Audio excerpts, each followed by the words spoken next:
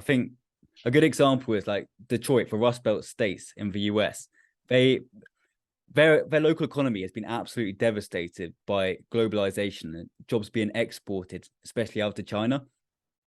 And then subsequently, the, the amount of drug usage has substantially increased in these cities. And now politicians say it's drugs that have ruined these cities. That's the easy route. That's the easy route out. The hard route out is actually to examine the fundamental issues that have gone wrong and to invest money and resources into these areas and actually question, okay, why are people turning to drugs? Do you think politicians have in them to have that compassion?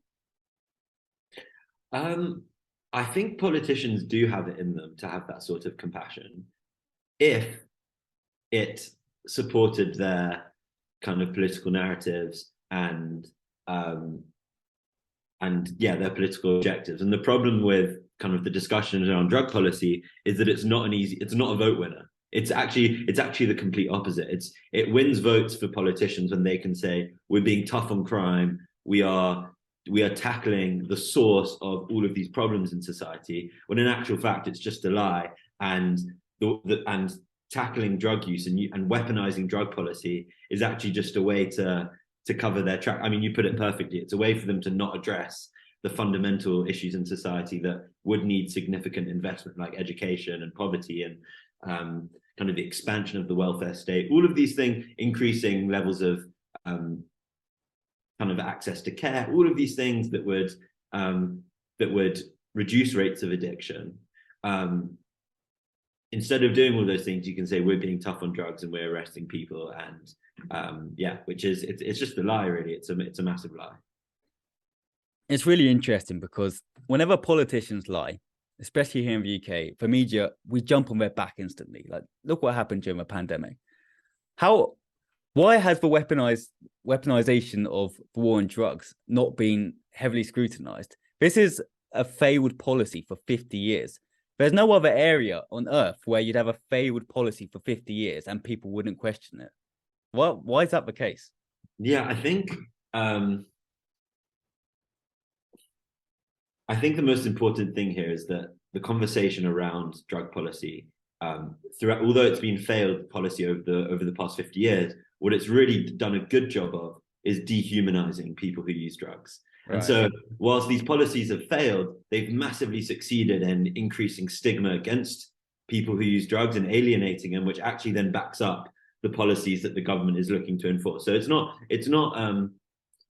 not by chance that kind of in the media and in movies and in kind of public outlets where we hear about drug use, it's always kind of a homeless person using drugs, or people, someone who's using drugs who's devastating their families or doing all of it. There's always a very, very negative kind of portrayal of the drug users being this person who's addicted and living in squalor and all of these things, when in actual fact, the majority of drug use is non-problematic in society. I think it's something like 97% of drug use in society is non-problematic. It's people who are able to manage their drug use, whether that's recreationally, at the university or partying or these sorts of things, or whether they're self-medicating in a controlled way. The only thing that we get told kind of in the media and by the government is that you'll try drugs and you'll be addicted straight away.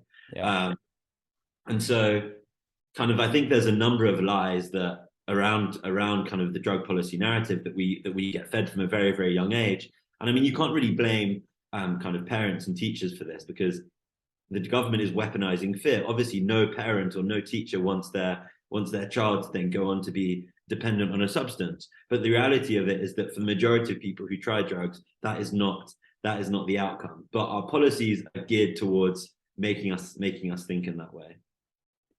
Yeah, it's interesting you mentioned teachers there. I remember when I was 14 years old, I was in an RE, like a philosophy lesson, and we were talking about drugs. And the teacher he asked of the class, what should happen to drug abusers? Should they be sent to rehabilitation or should they be sent to prison? And 90% of the class put their hands up and said they should go to prison. They're committing a crime. They're criminals. And I think that's the seed of our current attitudes towards drug policy, because we get fed we get fed this rhetoric from such an early age. Do you think that could be broken? 100%. So, I mean, the destigmatization of people who use drugs is a very, very well researched kind of researched area of drug policy.